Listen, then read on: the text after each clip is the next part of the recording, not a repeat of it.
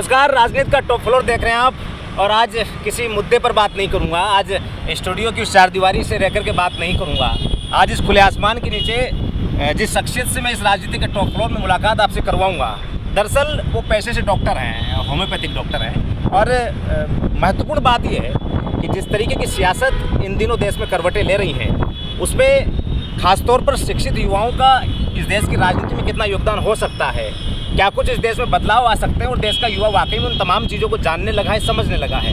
और शायद यही कारण है कि वो युवा अब देश की सियासत में भी उतरने की तैयारी में है। मेरे साथ आज एक ऐसी शख्सियत है जो एक साधारण परिवार से आती है, लेकिन 2019 में मिस इंडिया के कॉम्पिटिशन में उन्होंने शिरकत की। और महत्वपूर्ण बात यह है कि पेशा चुना तो डॉक्टर का, लगातार समाज सेवा के साथ में जिस तरीके से उन्होंने अपने आप को बढ़ाया, तो एक वक्त ऐसा भी आया कि शायद देश की राजनीति में भी कुछ योगदान करना चाहिए, समाज के उस तबके के लिए कार्य करना चाहिए जो वाकई में अंतिम पायदान पर खड़ा है, जिसकी गूंज संसद के उन गलियारों तक नहीं पहुंच पा रही है या विधानसभा के उन कानों तक नहीं पहुंच पा रही है, ताकि उसे उन योजनाओं का लाभ मिल सके जिसको अमूमन देश के गरीब कल्याण की योजना का नाम दिया जाता है। मेरे साथ इस समय डॉक्टर जया मीणा है, सलूम्बर से ताल्लुक़ रखती हैं और काफ़ी युवा है। महत्वपूर्ण बात यह है कि युवा हैं, क्योंकि देश की सियासत में अक्सर आपने जो चेहरे देखे होंगे वो उन चेहरों को आप अमूमन जानते होंगे, पहचानते होंगे, उम्र का एक दौर आपको उनमें दिखता होगा। लेकिन जो युवा साथी इसमें मेरे साथ में है, वो कहीं ना कहीं एक नई विचारधारा के साथ में विधानसभा चुनाव में उतरने की तैयारी में है। हालांकि विचारधारा भारतीय जनता पार्टी की है, लेकिन जिस तरीके की सोच इनकी है वो वाकई में आमूलचूल परिवर्तन कर देने वाली है। इनसे जानने की कोशिश करेंगे आखिर सियासत को। कई लोग ऐसे भी हैं जो सियासत में जाने की बजाय उससे दूर रहना मुनासिब समझते हैं। सियासत इन्होंने क्यों चुनी, राजनीति का सेक्टर क्यों चुना, इनके खुद की जुबानी जानने की कोशिश करेंगे। जया जी, नवतेज टीवी पर आपका स्वागत है। और महत्वपूर्ण बात यह है कि आज राजनीति के टॉप फ्लोर में आज आप हमारे साथ में हैं। तो अक्सर हम राजनीतिक समीकरणों पर बात करते हैं, क्या कुछ देश की राजनीति में चल रहा है या राजस्थान की राजनीति में चल रहा है, लेकिन आज आपसे मुलाकात इस राजनीति के टॉप फ्लोर में हो रही है, तो जाहिर सी बात है सवाल मेरा वही है कि राजनीति ही क्यों। और जिस उम्र की दहलीज पर आप हैं उसमें तमाम युवा डॉक्टर्स, इंजीनियर्स या ऐसा कुछ सपना देखते हैं जहाँ पर कहीं कहीं बंगला, बड़ी गाड़ियाँ या वो शानो शौकत चाहते हैं, लेकिन राजनीति में आने से पहले व्यक्ति 20 बार सोचता है राजनीति का सेक्टर ही क्यों। सबसे पहले तो आप सभी को मेरा नमस्कार। मेरा नाम डॉक्टर जया मीणा है, मैं सलूम्बर विधानसभा से आती हूँ। और जैसा कि सर आपका क्वेश्चन है, thank you so much for this beautiful question, because सभी ये जानना चाहते हैं कि एक मिस इंडिया राजनीति के अंदर क्यों आना चाहती है। तो मैं आप सभी को बताना चाहती हूँ कि मैं उस क्षेत्र से आती हूँ जहाँ पर एटलीस्ट लड़कियों को पढ़ने भी नहीं दिया जाता है। मैं उस क्षेत्र से निकलकर जब मिस इंडिया बनी और मैं मोदी जी से जब मिली, तब मुझे भारतीय जनता पार्टी के बारे में नहीं पता था। मैं हमेशा सच की बात करती हूँ। तब से जब मैं मोदी जी से मिलकर आई, उसके बाद में मैंने पॉलिटिक्स के बारे में रिसर्च किया कि ये होता क्या है। और मेरा खुद का एनजीओ है जो कि ऑल ओवर राजस्थान में आदिवासी क्षेत्र के लिए काम करता है, और मैं आदिवासी क्षेत्र की पहली लड़की हूँ जो कि मिस इंडिया बनी थी। तो मैंने राजनीतिक इसलिए चुना क्योंकि अभी मैं एक समाज सेविका हूँ, तो मैं कुछ लोगों की मदद कर पाती हूँ, जैसे कि अपंग बच्चे हैं, उन सबकी मैं थोड़ी मदद कर पाती हूँ। लेकिन मेरा ये मानना है कि अगर आपके पास एक पावर है, जिसके थ्रू आप कलेक्टर को, एमपी को, एमएलएस को जाके बोल सकते हो कि आपको ये काम करना है, गरीब लोगों का ये काम करना है। इसीलिए मैं राजनीति में आना चाहती हूँ, क्योंकि अभी मैं कुछ लोगों की मदद कर सकती हूँ। और जब मैं एक एमएलए के रूप में आऊँगी तो मैं पूरी विधानसभा में और पूरे आदिवासी क्षेत्र के लिए विकास कर पाऊँगी। शुरुआत कब से हुई, शुरुआत जानना चाहेंगे। कब से ये लगा कि मुझे राजनीति में आने का कोशिश करना चाहिए, उन लोगों के लिए काम करना चाहिए जो वाकई में दबे कुचले हैं, पिछड़े हैं, या आमजन के पास वो योजनाएं पहुँचनी चाहिए। सबसे पहला ख्याल कब आया इसमें? जब मैं मोदी जी से मिली थी तभी मेरे मन के अंदर एक ख्याल आया था कि मुझे भी कुछ ऐसा करना है। क्योंकि जब मैं पार्लियामेंट के अंदर जा रही थी ना, तब मेरी बहुत सिक्योरिटी चेक्स हुई थी, मतलब मेरे इयररिंग्स खुलवा दिए गए थे।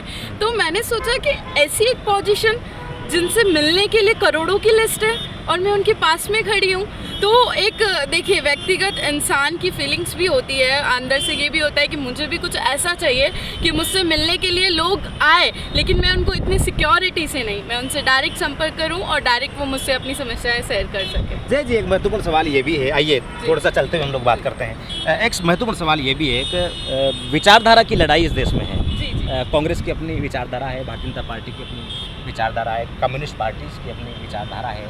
भारतीय जनता पार्टी की विचारधारा में ऐसा क्या दिखा तो भारतीय जनता पार्टी से ही आप कहीं ना कहीं जुड़ने का मन बना बैठी और ये लगने लगा कि वाकई में इस पार्टी से मुझे जुड़ करके आगे बढ़ना चाहिए?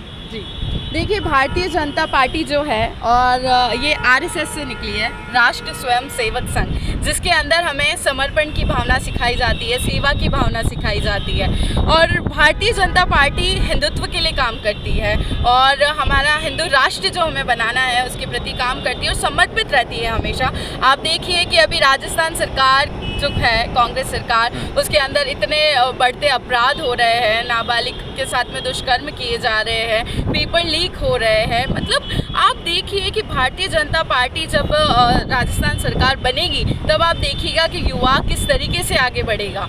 भारतीय जनता पार्टी हमेशा गरीबों के लिए, दीन दुखियों के लिए हमेशा तत्पर रहती है। हमेशा हमारी जो बालिकाएं हैं उन सरकार के उसमें हमेशा कंफर्टेबल फील करती है। आज आप देखिए राजस्थान सरकार की जो विधायिका है दिव्या मदेना, वो खुद अपने बारे में बोलती कि मैं खुद सुरक्षित नहीं हूँ तो दूसरों की तो मैं बात ही कहाँ करूँगी। कभी ऐसा लगता है कि पिताजी कॉन्ट्रैक्टर हैं, माँ गृहिणी है और एक भाई है छोटा, आप पैसे से डॉक्टर होने जा रही हैं, क्या वाकई में जो लोग हैं, खासतौर पर समाज या यूँ कहें आमजन या सामान्य परिवारों से हम लोग आते हैं तो जाहिर सी बात सवाल उठते हैं, लड़की राजनीति में जा रही है, ये जो मिथक है, ये जो भ्रम है, इसको किस तरीके से तोड़ना चाहिए?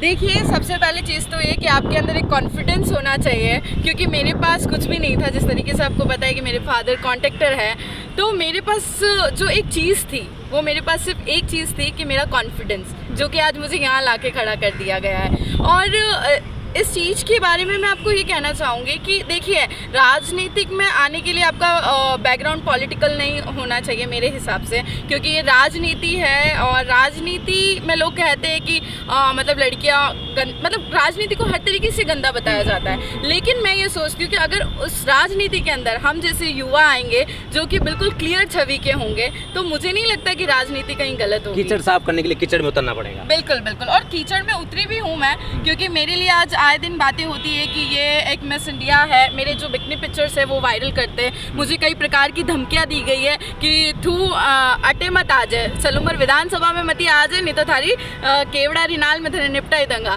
तो मैं उन सभी को, मैंने उस टाइम भी बोला था कि तुम 100 जने आना, मैं एक अकेली खड़ी रहूंगी, तुम 100 जने आना, मैं एक अकेली खड़ी रहूंगी और देखते हैं कि उस केवड़े के नाल से आप जाते हो कि मैं जाती हूँ। एक महत्वपूर्ण सवाल ये भी है डॉक्टर जया जी, वो लड़कियाँ जो कहीं के सामाजिक ताने बाने से बाहर नहीं निकल पाती है, पढ़ाई छूट जाती है या यूँ माना जाए कम उम्र में शादी और फिर तमाम वो पारिवारिक जिम्मेदारियाँ, वो जो लड़कियाँ जो इस समय अपने पंख खोलने को तैयार है, जो तैयारियाँ कर रही है, समाज में एक आधी आबादी के अधिकारों की बात होती है, उनको क्या मैसेज देना चाहेंगे? किस तरीके से लड़कियों को अपने पंखों का आसमान बनाना चाहिए? क्या तैयारी की ज़रूरत है? किस तरीके का आसमान उन्हें देखना चाहिए? क्योंकि उड़ान वाकई में बहुत बड़ी है। और ख़ासतौर पर उन लड़कियों के लिए जो ग्रामीण बैकग्राउंड से आती है, उन सामान्य परिवारों से आती है, वाकई में उनके पास वो चीज़ें नहीं हैं, वो संसाधन नहीं है, लेकिन सपने चूँकि बहुत बड़े होते हैं, तो उन सपनों को कैसे पूरा करें जिस तरीके से आपने किया? देखिए, I am coming from a conservative background, जहाँ पर लड़कियाँ कभी स्कर्ट तो छोड़िए, इतने फुल आज दिन के सूट ही पहनती है। तो मैं मेरा एग्जांपल इसलिए दे रही हूँ क्योंकि जब मैं इंटरनेशनल गई तब मुझे बिकनी वियर करनी पड़ी थी, और जब मैंने वो बिकनी वियर की तो मेरे पापा को मैंने वीडियो कॉल किया था और मैंने कहा पापा मुझसे ये नहीं हो रहा है, मैं वापस आती हूँ। तो मेरे पिताजी ने मुझे एक चीज़ कही थी कि बेटा तू अभी मेरी बेटी नहीं है, तू अभी पूरे भारत की बेटी, और तू वहाँ पे जया मीना के नाम से नहीं, तू मिस इंडिया के नाम से जानी जा रही है। तो मैं आप सभी को ये कहना चाहती हूँ, आप कहीं पर भी रहते हो, लेकिन अगर आपके सपनों में जान है, आपको खुद के अंदर विश्वास है, तो आप वो डेफिनेटली पूरी कर सकते हो। क्योंकि मेरे पास भी कुछ भी नहीं था। मैंने पहली बार सर फ्लाइट भी तब देखी थी जब मैं मिस इंडिया बनकर इंडिया को रिप्रेजेंट करने के लिए बाहर जा रही थी। वहाँ पे 132 कंट्रीज़ की लड़कियाँ थी।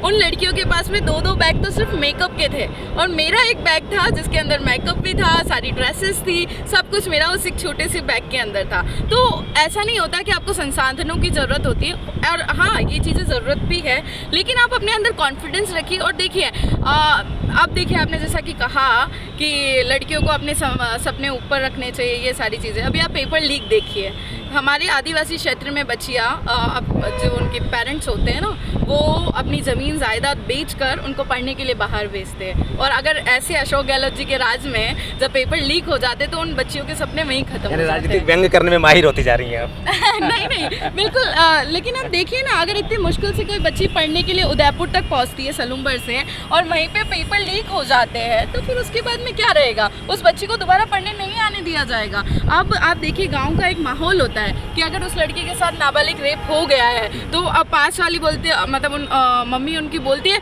कि थने बनवा बाते बाढ़ने नहीं जानो है। तू अगर बनवा बाते बाढ़ने जाएगा, थारे हाथे लोग गलत करी, पछे माने नाक दिखावा बातें नहीं रही समाज में, बंदिश बच्चियों पर ही लगेगी। बंदिश बच्चियों पर ही लगेगी। तो आप ये समझ सकते हैं कि उन बच्चों को निकलना, तो अभी देखिए, जिस दिन सलूम्बर जिला बना उसी दिन की पहली खबर है कि नाबालिग के साथ में 26 जनों ने गैंग रेप किया।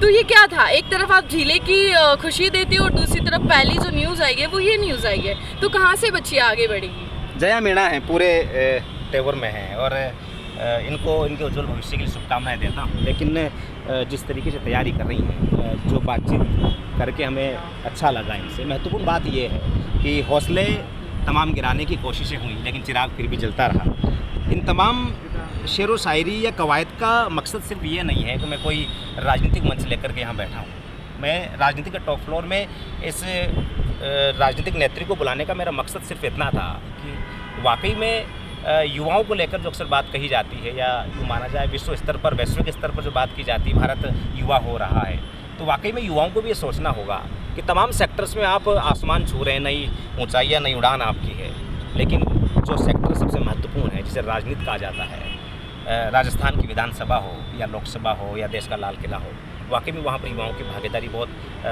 आवश्यक हो चली है। क्योंकि उन तमाम मुद्दों पर बात होना चाहिए। सिर्फ बहस में सारा दिन विधानसभा में हो हल्ला कर के आमजन का वो पैसा बिगाड़ने से अच्छा है कि कुछ युवा साथी वहाँ पर पहुँचे और अधिक से अधिक संख्या में पहुँचे। देश की उन नीतियों पर बात होना चाहिए, देश के उन मुद्दों पर बात होना चाहिए, और जब तक बात नहीं होगी ना, तब तक समाधान नहीं होगा।